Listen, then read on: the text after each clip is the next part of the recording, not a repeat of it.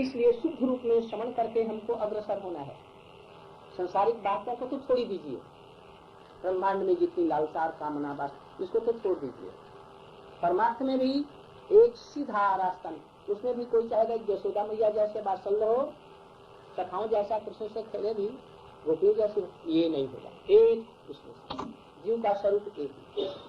भजन करते करते करते करते जब ये सब चीजें दूर हो जाती हैं, माया का पर्दा हट जाता है, अपने आप वो भाव हृदय में जाते हैं। और जब तक नहीं होता तब तक समझो कि हम अभी क्या करेंगे, हमारा भजन अभी शुद्ध नहीं चल रहा। जब हमारे ये 6 चीजों को जो बतलाया है, मत करो, जब हमारा ध्यान चला जाता है तो और भी 4 प्रकार के अनर्थ हैं। अनर्थ माने क्या? जो अर्थ नहीं है। अर्थ माने होता है इष्ट, इस माने जो मैं चाहता हूँ। अनर्थ जो मैं नहीं चाहता हूँ वो जो हमारे लिए लाभदायक नहीं है, जिसको हम नहीं चाहते हैं वो है अनर्थ। अर्थ माने धन संपत्ति, जिस चीज को अर्थ माने रुपया पैसा ही नहीं, कोई भी चीज को हम चाहते हैं वही हमारे लिए। तो अर्थ हमारा क्या है? भक्ति, कृष्ण के प्रति प्रेम। कृष्ण के प्रेम के बदले जो चीज दूसरी चीज है जो उसके विपरीत है उसको कहते हैं अनर्थ। उसके लिए जो बाधक है, क्या बाधक है? वो तो 6 चीजें बाधक थी, उसको बतलाया रंगनी तक, तरंग रंगनी तक। अब थोड़ा सा आगे चलेंगे सूक्ष्म रूप में जो बाधाएं हैं। वो क्या बाधा? कहते हैं कि वो 4 प्रकार की बाधाएं हैं।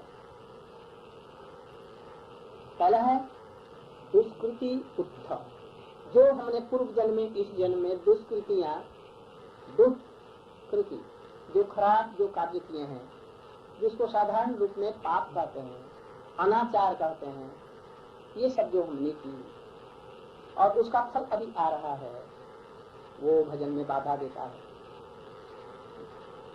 जैसे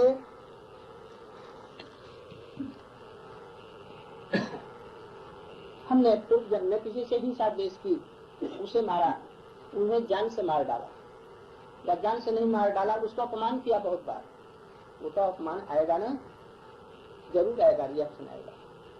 एक सूरत नाम के राजा थे,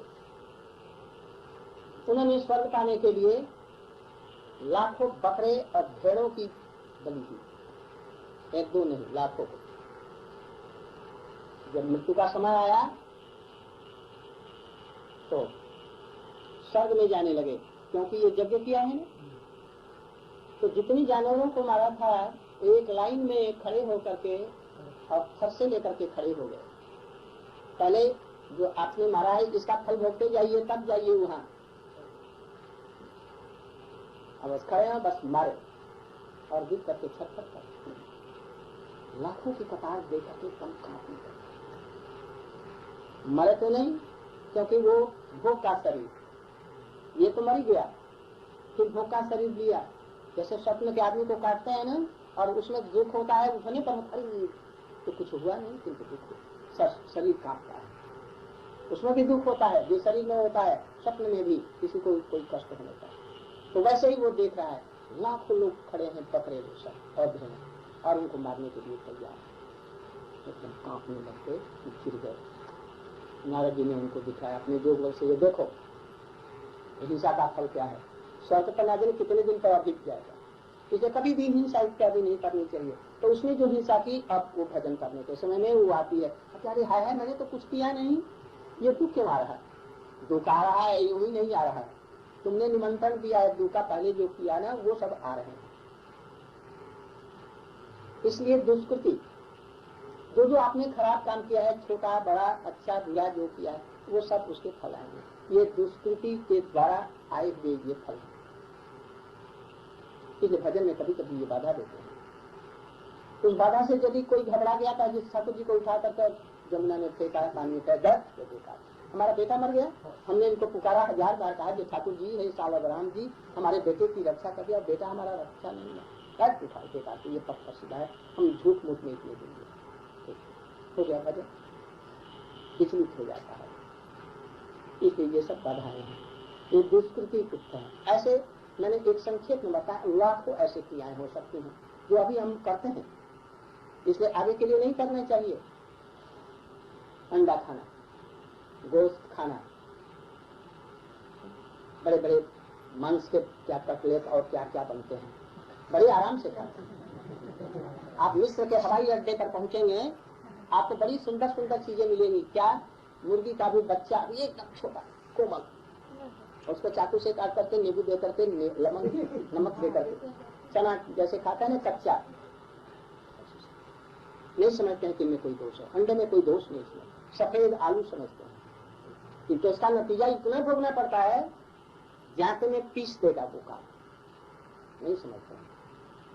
कहते ये सब बेकार की बातें हैं, खाओ पियो मौज करो, ईट ड्रिंक एंड बी मेरी, जो होगा सो देखो, कोई चिंता नहीं, इसको पाप ही नहीं समझते हैं। भ्रूण हत्याएं हो रही हैं, एक ही नहीं उसको बच्चे को मार दिया जाता है। अरे अपने भोग को संभालो ना, संयत रहो, ये तो नहीं उसको हत्या करता है, ये तुम्हारे बस की तो बात है नहीं, बच्चा बना देना, कि ये सब अपराध होते हैं। अभी थोड़ी सी भजन में ना तो किस कारण से रुचि हो गई, क्योंकि ये सब बात पाप आता है ना, ये बात है, उसमें भी धैर्य धारण करके चलना चाहिए। भगवान का भजन किसी भी स्थिति में न छोड़ो, तब तो इसे बच जाएंगे। ये दुष्कृति उत्थल और सुकृति उत्थल, हमने जो अच्छे कर्म किए हैं उसका फल भी आएगा। यदि दुख बिना बुलाया आता है तो सुख भी आएगा भाई। इसलिए संत पुरुष लोग, हम लोग उसके लिए चिंता नहीं करते। हम कभी संत नहीं है, किंतु हम लोग भी उसके लिए चिंता नहीं करते कि कल कहाँ से भोजन मिलेगा, इसके लिए चिंता नहीं। कपड़े कहाँ से आएंगे और सब क्या होगा।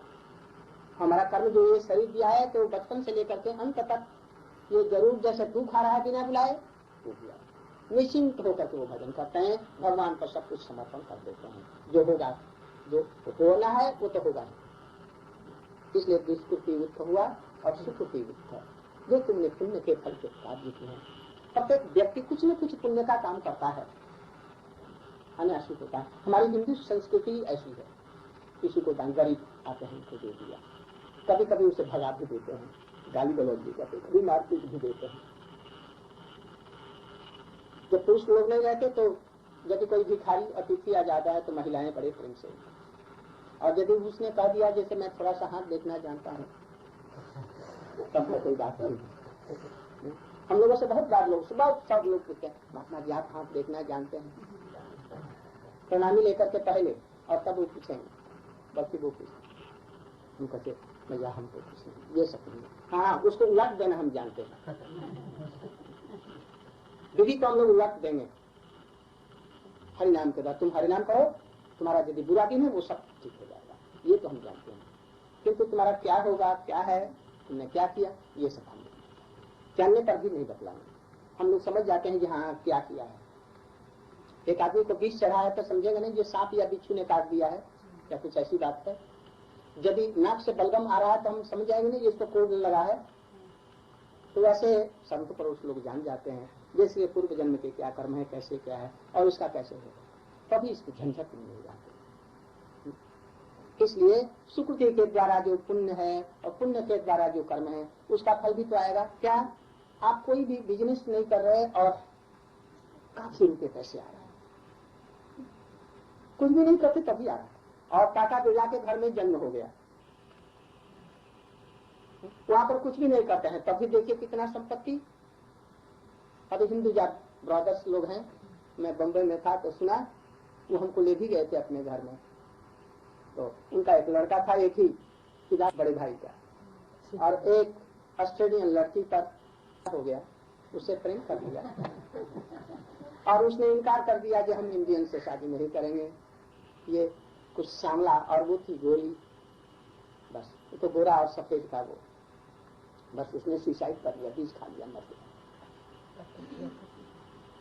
बड़ा तबाही उनके वंश में, परिवार में, बड़े दुखी। उसे सुख भी आना होगा ना, सुख जब भी हमने काम किया तो जरूर आएगा। उसी सुख और के झमेले में सुख आया और भूल गए।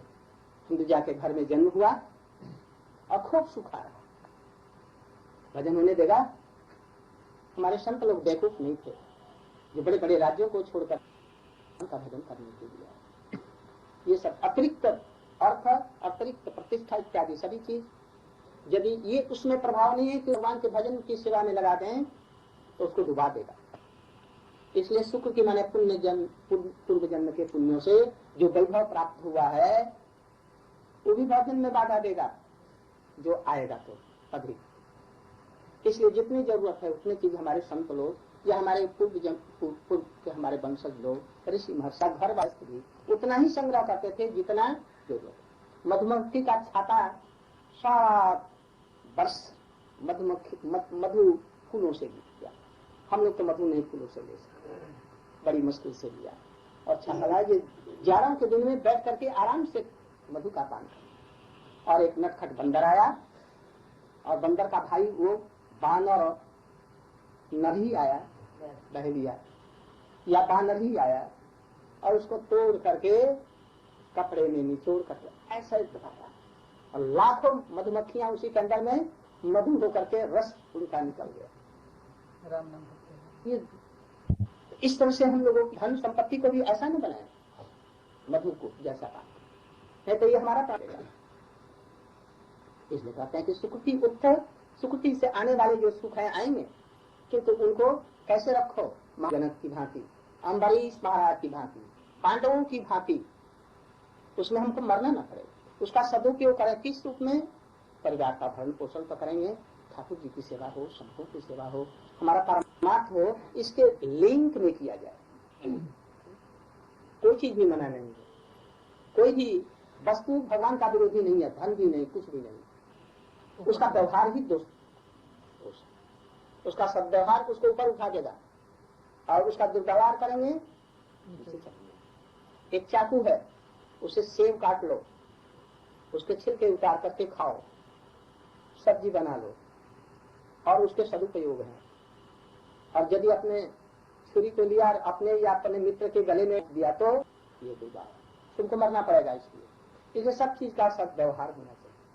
साधारण लोग अर्थ तो कमाना जानते हैं किंतु उसका सद्व्यवहार नहीं करना जानते। हमारे गुरु जी कहते थे अर्थ कमाना सहज है किंतु उसका सदुपयोग ऐसा करना जो बंधन में न लाए, मरते समय उसी की चिंता करते करते मर जाए, या कहीं खर्च हो गया, कहीं नष्ट हो गया तो उसी की चिंता में मर गए। इसकी क्या व्यवस्था हुई? एक आदमी ने करोड़ों रुपए कमाए और मरते समय क्या करूं, संतान तो है नहीं, मैं इसकी क्या व्यवस्था करूं? संतान भी है तो एकदम बदमाश। मथुरा में एक ऐसा ही परिवार है, एक ही एक लौटा लड़का, महाबदमाश, महाबदमाश। बिजनेस आया है, वो बुरे हो गए देखते हैं किंतु वो नहीं जाएगा, घर में पड़ा रहेगा, बदमाशी करेगा, पैसा मांगे करेंगे तो और उत्पाद करेगा। अब कहते हैं कि लड़का क्यों हुआ, ये बल्कि नहीं होता या जन्म करके ही मर जाता तो अच्छा। कभी बंदूक भी काम खाएगा, मार देंगे यदि पैसा नहीं देंगे। कार खरीद दिया, अच्छा चल जाए, लोग कार उसकी काम नहीं करें। तो ये सुकृति उत्थव हुआ। इसलिए यदि है भी तो इसको सद्व्यवहार में लाया जाए, जो हमार्थिक भी कल्याण हो, आर्थिक भी कल्याण हो। ये दो हुआ। तीसरा हुआ अपराध।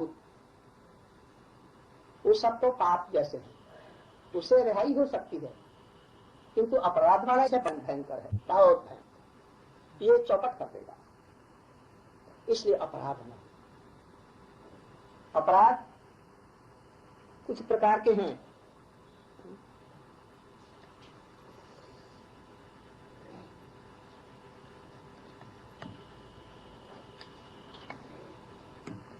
एक होता है सेवा अपराध, भक्ति राज्य में इसलिए बतला रहे सेवा अपराध।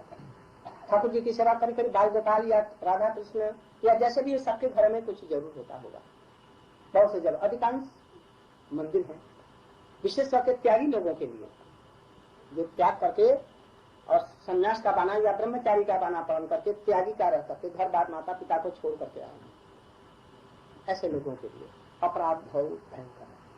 अपराध नहीं है। अपराध क्या है? सेवा अपराध। ठाकुर जी को घर में रखा, यहाँ है, ये ठाकुर जी है, ये मूर्ति है या ठाकुर जी है या स्टैचू है?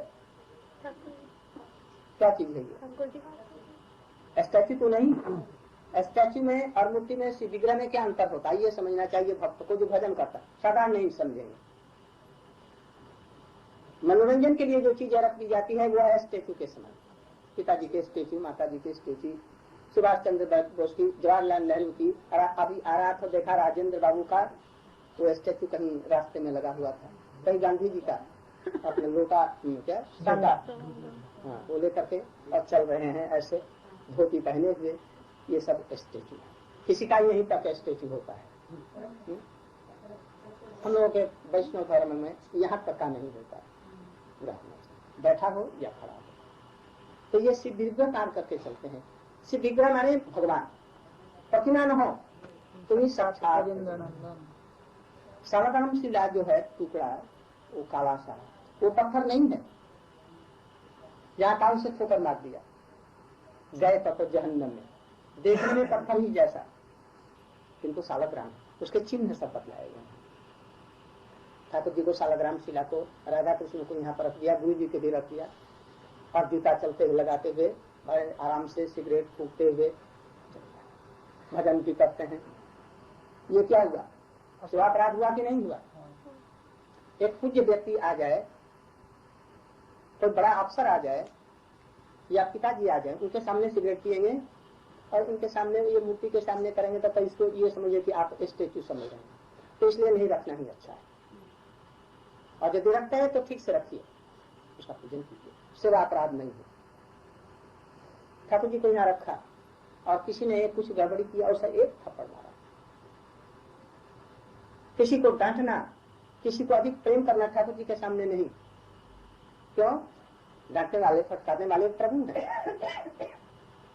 तो प्रभु शासन नहीं करते, तुम शासन करेगा, तो इसका मतलब है जो वो पत्थर का है वो शासन नहीं कर सकता, वो पत्थर उसमें प्रभाव नहीं है। इसका मतलब ये हुआ। ये सब क्या हुआ?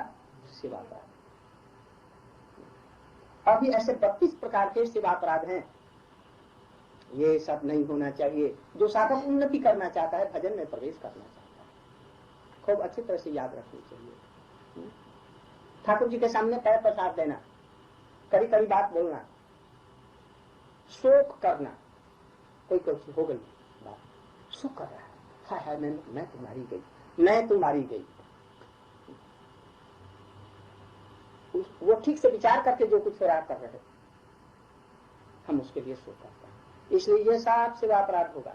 किसी को दंड देना या किसी को अधिक कुछ, गुरु जी बैठे हैं, कोई वैष्णव बैठा है, गुरु जी बैठे हैं और कोई व्यक्ति आया, उसको कोई इसी से डांट रहा है, तो मूर्ख है, उनको ज्ञान नहीं, और गुरु जी वहां पर बैठे हैं। ये क्या हुआ? समझ रहे हैं ना? पिताजी बैठे हैं, उनके सामने दूसरों को शासन करके डांट रहे हैं, या मालिक बन करके कुछ दे रहे हैं। अरे तुम्हारा मालिक तो ये बैठा है, और उसके सामने उसको आदर नहीं करते, अवज्ञा करते हैं। तो ये विश्व ब्रह्मांड के जो प्रभु हैं, इनको स्टैच्यू समझ करके तुम ऐसा कर रहा है, इसलिए तुम सेवा करने का अधिकारी नहीं है। आज हो रहा है हरिजन सब मंदिर में घुस, क्या करेंगे? यही तो करेंगे और मरेंगे। पहले उस अधिकार पर आए, उनको समझे जो ठाकुर जी क्या है, विग्रह क्या है। अभी अभी आपको सुनाया, माधवेंद्रपुरी जी ने कुछ सुनाया ना कथा। उन्होंने कहा जी हमको यहाँ से निकालो, हमारी ये सेवा करो। देखो तो हमारे कान में छेद है, हमको ये कुंडल नहीं बना सकता। ठाकुर जी अभी जयपुर में वो ठाकुर जी हैं और कुंडल भी वो है। साक्षी देने के लिए 1000 मील दौड़ करके गए, पीछे पीछे पीछे साक्षी देने के लिए। पता नहीं ये सब भावुकताएं हैं, ये सब भक्ति का नहीं, गलत बात है। भक्त ऐसा नहीं मानता। इसलिए जिसको भक्ति करनी है, प्रेम करना है, तो ये ऐसा साधन करके चले, नहीं तो बीच में अटक जाएगा। अच्छा, एक तो हुआ सेवा अपराध, इससे बचे। एक होता है नाम अपराध। नाम करते हैं, नाम के प्रति अपराध मत करो। ये नाम अपराध क्या है? बस है।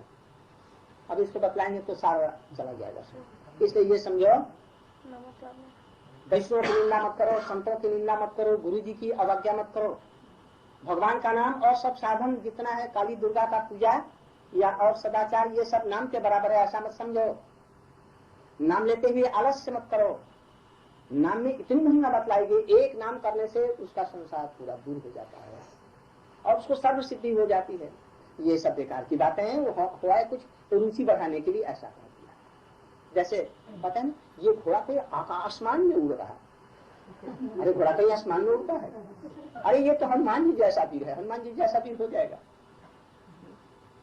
ये समुद्र को ये सब कुछ में शेर है, शेर बब्बर ये सब तो ना लगते ये सब आ गया। तो वैसे ही नाम की महिमा जो शास्त्रों में भाव भक्ति की महिमा दी गई है, ये सब उतनी नहीं है। अरे उसमें ये है, सवेरा हो गया बहुत हो गया। कितना मिनट? 50 मिनट 55 मिनट हो गया। ये प्रसंग थोड़ा सा बता तो अरुचिकर तो नहीं हो रहा है।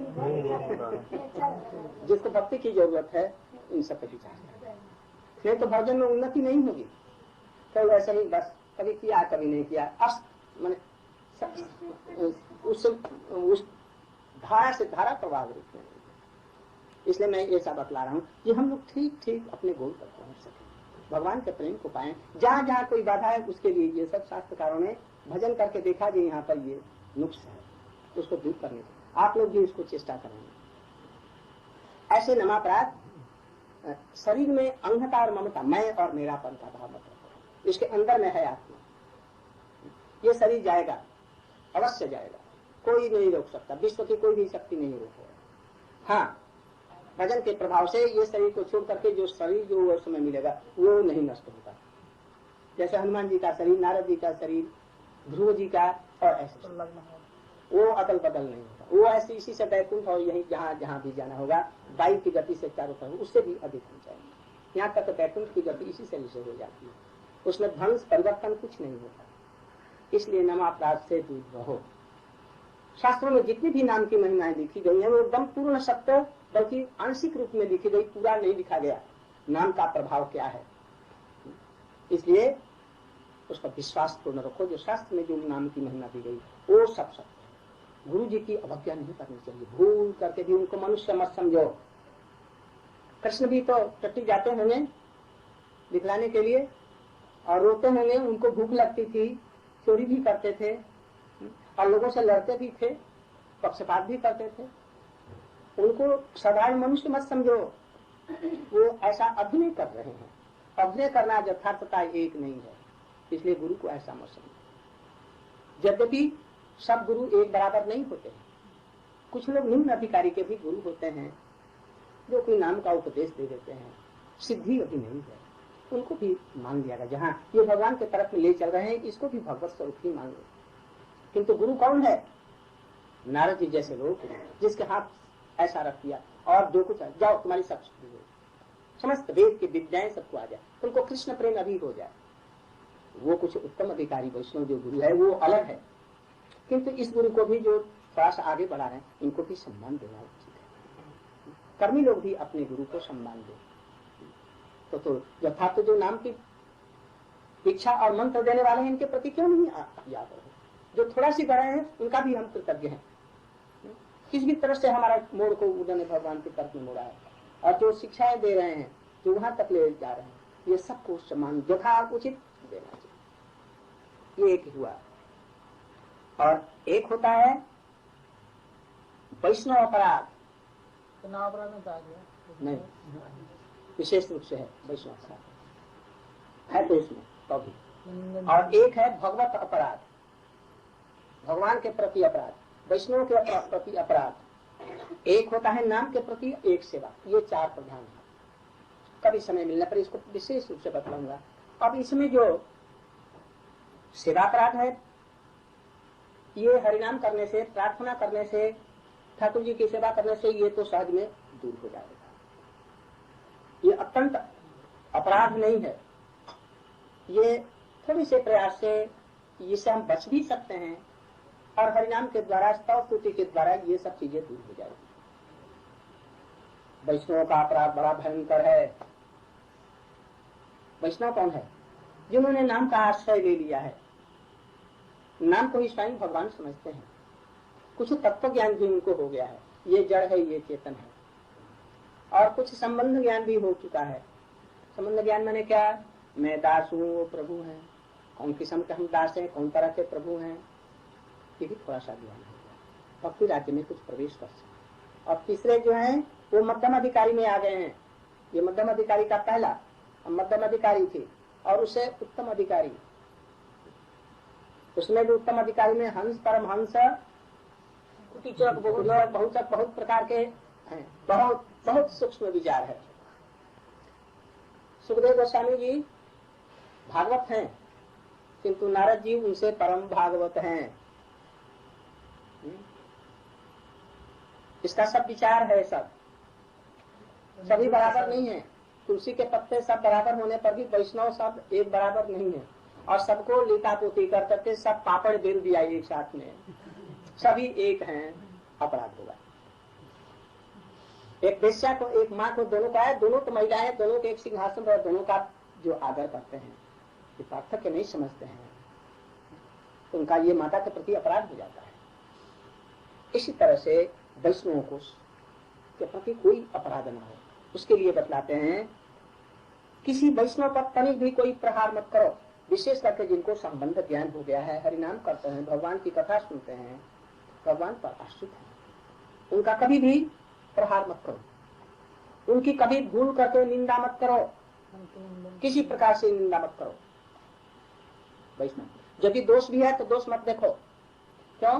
भगवान ने कहा पीछे सुजाचारो भजते माम अनन्य भाव साधुरेव सा मंतव्य सम्यक व्यवस्थित। वो कुछ दिनों के बाद में ठीक हो जाए, क्योंकि वो बीच का जो दांत था वो तोड़ दिया गया है। अब वो पाप नहीं करना चाहता, हो गया है, वो उसके लिए अनुताप करके उसी से वो शुद्ध हो जाएगा। उसके लिए तुम निंदा मत करो, तुम उसके गुणाइयों को देखो, गुणों को देखो, और नहीं तो उसे बच करके चलो, निंदा मत करने दो। जो बुरे आदमी हैं उनकी भी निंदा मत करो, क्योंकि बुरा निंदा करने से क्या होता है, उनकी बुराइयां हमारे अंदर में चली आएगी। इसलिए खबरदार कभी किसी व्यक्ति की नहीं, वैष्णव की तो बात दूर है, इसलिए मत करो। और खबरदार द्वेष मत करो, उनका अहित करने की चेष्टा से उनके प्रति जो व्यवहार होता है उसको कहते हैं द्वेष। द्वेष मत करो और उसका अनादर मत करो। अनादर माने के आदर तो नहीं करते हैं, अनादर भी करते हैं, आदर नहीं करते हैं, ये अनादर ऐसा नहीं।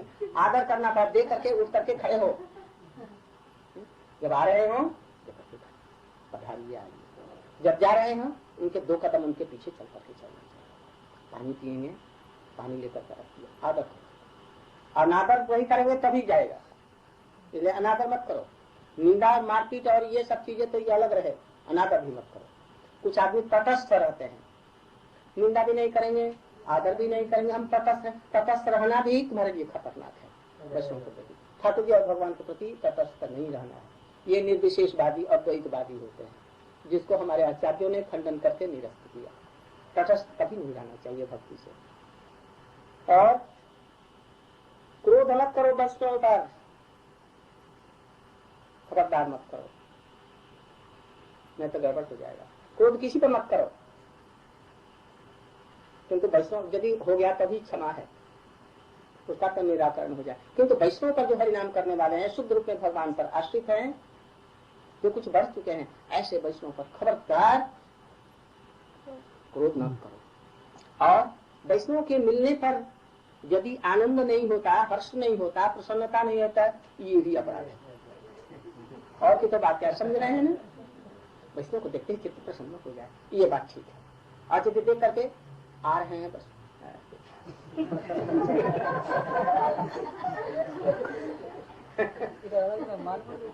तो ऐसा होगा। ये जो है 6 प्रकार के वैष्णव अपराध, इससे भी बचो। अनजान में भी होगा तो गड़बड़ करेगा, आग भी देगे तो उसमें जलाएगा, बहुत भीषण चीज है। इसलिए प्रार्थना कीजिए वैष्णव के प्रति। क्यों? भगवान की महत्ता, नाम की महिमा, भगवान की सेवा की बातें, उनकी कथाएं ये वैष्णव में भी तो सुनाते हैं।